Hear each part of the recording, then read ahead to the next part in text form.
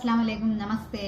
So 1 day నుంచి పునందేశ్వరి గారి fake news అంట. అది ఆవిడేం చెప్పలేరంట 4% రిజర్వేషన్ తీసేస్తాం అలాంటి. So what ever it may be fake.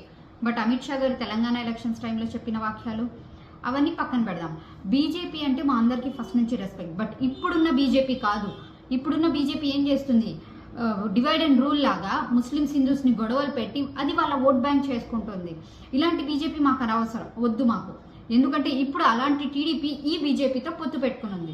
Educated states అందరిలో బీజేపీని రాను కూడా ఎంటర్ ఇవ్వట్లేదు. అలాంటిది బీజేపీ సపోర్ట్ చేసే పార్టీని మేమెందుకు సపోర్ట్ చేస్తాం?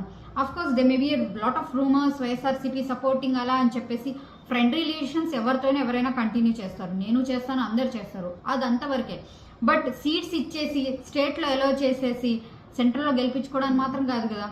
సో మేము బీజేపీని టీడీపీని సపోర్ట్ చేయం, మేము వైఎస్ఆర్సీపీకి సపోర్ట్ చేస్తాం. Thank you.